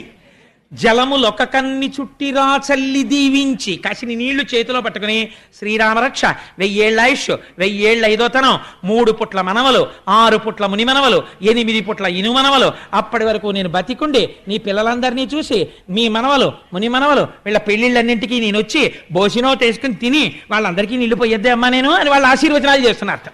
పోతన గారు ఎంత లైవ్ టెలికాస్ట్ ఇచ్చారో చూడండి. అందుకని బాలునికి నూనె తల ఎంటి పసుపు రాసి బోరు కాడించి హరిరక్ష పొమ్మటంచు జలములొక కొన్ని చుట్టి రాచల్లి దీవించి పాడిరయ్యు విధలెల్లా. పాటలు పాడారట ఆయన మీద. ఇన్ని పాటలు పాడితే ఆయనకి నీళ్లు పోస్తుంటే పోతన గారు అంటారు, పాపం వీళ్ళకి తెలియదు చూడు ఎలా చేయించుకుంటున్నాడో ఏమీ తెలియని వాళ్ళగా, పలుతోయంబుల జగముల పలుతోయంబుల ముంచి భాషించడు యాపలు తోయగాడు పల్లవ లలనాకరతోయంబులందు చలగుచుతడియం.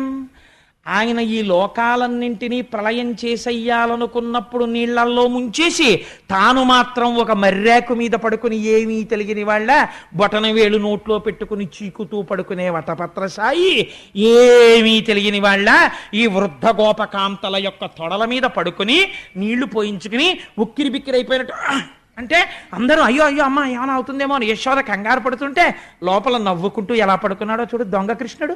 అన్నమాచార్యులు వారైతే అన్నారు, సతులు దొంగ నీవని సతులు పొంగుచున్నారా ముంగిటారాడరా మోహనాకారా అని. ఏమంటే మూర్తి గారు నాకు పాడడం రాదు, అయినా ఆనందంలో పాడేస్తున్నాను అనమాట. సరే, అందుచేత వీళ్ళందరూ ఆ పిల్లవాడిని తీసుకొచ్చి అంత పొంగిపోతున్నారు. పొంగిపోయి ఆఖరికి ఆ పిల్లవాడిని తీసుకెళ్ళి ఓ ఉయ్యాల్లో పడుకోబెట్టారు. వాడికి ఒళ్ళంతా సాంబ్రాణి వేసేశారు. వేసేసి ఊపుతున్నారు అందరూ కలిసి. ఓ పట్టానం ఊపుతారా పసిపిల్లలు పుడితే, ఇంతలో ఎవరో అమలక్కి వస్తుంది. వాడికి నిద్ర పట్టే వాళ్ళకి ఇలా తీసి ఆ వాళ్ళ నాన్నపోలికేనే ఆ గిరజాల జుత్తు వాడను అంటుంది. అనేటప్పటికీ ఒక ఆవిడ ఉంటుంది, ఏమీ లేదు అంతా మా అమ్మాయి పోలికే అంటుంది. కూతుర్ని వెనకేసుకు రాకో, మా అబ్బాయి పోలికే అని ఒక ఆవిడ అంటుంది. వీళ్ళ అరుపులకి వీళ్ళ నవ్వులకి వాడికి తెలివి వచ్చేస్తుంది. వాడు మళ్ళీ ఇలా పత్తికాయలా గుడ్లిప్పుతాడు. పడుకోనివ్వండమ్మా అంటుంది ఆ తల్లి వచ్చి. పాప ఆవిడ ప్రేమ. మళ్ళీ ఆ ఉయ్యాల ఊపుతుంటారు. జోజో కమలదలేక్షణ జోజో మృగరాజ మధ్య జోజో కృష్ణ జోజో పల్లవకరపద జోజో పూర్ణేందు వదన జోజోయనచున్. ఆ పిల్లవాడిని ఉయ్యాలలు ఊపుతున్నారట. జోజో కమలదలేక్షణ, తామర పువ్వు యొక్క రేకులు ఎలా ఉంటాయో అటువంటి కన్నులున్నవాడా. జోజో కమలదలేక్షణ జోజో మృగరాజ మధ్య, సింహము యొక్క నడుము ఎలా ఉంటుందో అటువంటి సన్నని నడుమున్నవాడా. జోజో మృగరాజ మధ్య జోజో కృష్ణ. మీకు అనుమానం రావచ్చు, అదేమిటండి పేరు పెట్టలేదు కదా, ఎలా పిలిచారు కృష్ణుడని. కృష్ణ శబ్దం నిరతిశయ ఆనంద స్వరూపము. ఆయన్ని చూసేటప్పటికి వాళ్ళకి ఆనందం వచ్చింది.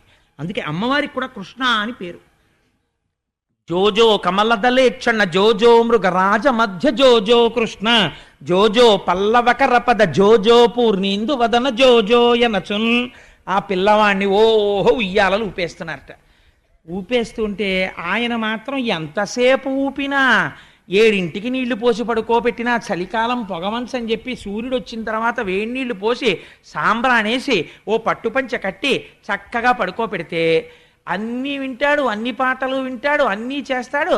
అమ్మయ్య నిద్రపోయాడేమో అని ఇలా ఉయ్యాలా తీసి చూసేటప్పటికి బోసినవ్వు నవ్వి గుడ్లు తెరిచి ఉంచుతున్నాడు.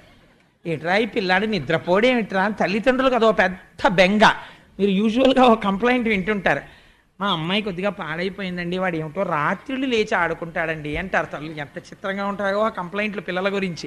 వాడు రాత్రిళ్ళు ఆడడం ఓ పెద్ద కంప్లైంట్. ఎందుకంటే వాడు ఆడుతాడు, వీళ్ళు నిద్రపోయారనుకోండి వాడు స్విచ్ బోర్డులో వేలెడతాడు. అందుకని వాడిని అలా కాపలా కాయాల్సిందే. అంత నిజంగా తల్లి ప్రేమ లేకపోతే ఎక్కడ పెరుగుతారండి పిల్లలు. నిద్ర కూడా మానేసి ఆ పిల్లల్ని కాపాడుకుని ఈయన ఎక్కడ లేచి అరుస్తాడో, రేపు మళ్ళీ ఆఫీస్కి వెళ్ళాలి, ఏమిటో వాడు అల్లరి, నువ్వు బాగానే ఉంది నీ ఆటలో నిద్రపుచ్చట్టాడు. నిద్రపుచ్చంటే ఇప్పుడు చేతిలో ఉందా? పాపం ఏ హాల్లోకి వెళ్ళి వాడిని పడుకోరా నాన్న అని వాడితో అసలు నోట మాట రాని వాళ్ళండి. ఆ చంటి పిల్లాన్ని చూసుకుని బజ్జున్నావా నువ్వు, నీ పళ్ళు, నీ బుగ్గలు బబ్బోవచ్చు కదా, ఎన్ని చెప్పేస్తారో కథలు సీరియల్స్ వాడికి చెప్పేస్తారు. వాడికి ఏమీ తెలియదు. వాడు అమ్మ వంక చూసో వెరినవ్వు నవ్వుతుంటాడంతే. వాళ్ళు పొంగిపోయి చెప్పేస్తారు. ఏమి అనుబంధం అండి పిల్లాడికి అమ్మకి సృష్టిలో. అలా తీసుకొచ్చి ఆ పిల్లాన్ని ఊపితే ఎంతకీ నిద్రపోడు. ఏమిటి నిద్రపోడు, ఎంత జోకొట్టినా నిద్రపోడు అనుకుని అందరూ రాను జోకొడితే నిద్రపోతాడమ్మా అని ఓ జో జో జో జో జో అచ్యుతానంద జో జో ముకుంద అంటుండడం, కొడుతుండడం. ఆయన వీపు మండిపోతోంది. ఇలా దెబ్బలు తినడం ఎప్పుడూ లేదు. కూర్మావతారంలోనైనా దురద తీరలేదు. కానీ ఇదెక్కడి గొడవరా, ఇలా కొట్టేస్తున్నారు, ఎందుకు కొడుతున్నారు వీళ్ళు, ఏమిటి అసలు ఈ జోజో అన్న మాటకు అర్థం ఏమిటని ఆలోచించాట. అప్పుడు ఒక్కసారి ఇదేదో వెంకటాచలంలో చేస్తుంటారు రోయ్ అని అప్పుడు గుర్తు తెచ్చుకున్నాడు. అన్నమాచార్యుల వారు గుర్తొచ్చారు. ఆ ఉయ్యాల్లో పెట్టి ఊపేవాడు మహానుభావుడు. జోవచ్యుతానంద జోజో ముకుంద అని. అందుకని నన్ను నిద్రబొమ్మంటున్నారులా ఉంది. నాకేమో నిద్ర తెలియదు. లోకములు నిదురపోవగత నిదురింపని శుభగుడు రమణుల్ జోకొట్టి పాడ నిదురన్ గైకొనులీల ఊరకుండె కను తెరవకయున్. ఓహో, ఈ లోకంలో అలవాటుంది, నిద్రపోతారు. నిద్రపోతున్న వాణ్ణి కూడా రక్షించడానికి కళ్ళు తెరుచుకుని ఉండడం నాకు అలవాటు. కళ్ళు మూసుకుంటే నిద్రపోయాడు అనుకుంటారు ఈ లోకంలో. అమ్మయ్యో, ఈ వీపు మంట తగ్గాలంటే కనురెప్పలు మూసేస్తానని నిద్రపోయిన వాడిలా ఇలా కనురెప్పలు వేసేసేట. అమ్మయ్య స్వామి పడుకున్నారనుకుని ఆ ఉయ్యాల అక్కడ అలా ఉంచి పడుకున్నాడమ్మా నీ పిల్లాడు. అయ్య బాబోయ్ ఇంత ఊపితే కానీ పడుకోడేమిటమ్మా అని పాపం ఆ యశోదని దిప్పి ఆవిడ పొంగిపోయి నా కొడుకు కదా ఏడవకుండా అలా ఆడుకుంటుంటాడు అని జాగ్రత్తగా పిల్లాడు నిద్రపోయాడో లేదో మళ్ళీ వాడు ఏడవకుండా తలవేపు ఉన్న ఉయ్యాల గుడ్డ మెల్లిగా ఇలా తీసి దొంగలా చూస్తారు. వాడు ఇలా కళ్ళు విప్పుతాడు, హడిలిపోతారు ఇదేమిటని. వాడు విప్పకుండా అలాగే పడుకున్నాడు ఆవిరి బొట్టుతోటి. ఆయన కళ్ళు మూసుకున్నాడు, ఆయనకి నిద్ర అలవాటు లేదు. హరివరాసనం అనేటప్పటికీ పడుకున్న అయ్యప్ప స్వామి పడుకున్నారని తలుపు లేచినట్టు. కాబట్టి పడుకున్నారు కదా స్వామి, ఇంకెందుకు రేపు చెప్పుకుందాం మిగిలిన కథ. కాబట్టి ఇవాళ స్వామి నామం ఒక్కసారి మనందరం సంతోషంగా స్వామి నామాన్ని ఆవిష్కరిద్దాం. విరజాతీర్థస గోవింద, కాంచనాంబరధర గోవింద, కరుణాసాగర గోవింద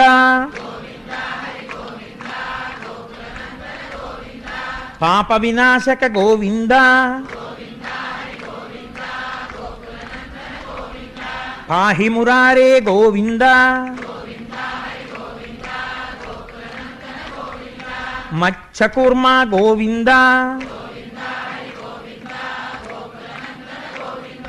నందనందన గోవింద నవనీత చోర గోవింద పశుపాలక శ్రీ గోవింద గోపీజనలోల గోవింద గోవర్ధనోద్ధార గోవింద అనాథరక్షక గోవింద ఆపద్బాంధవ గోవింద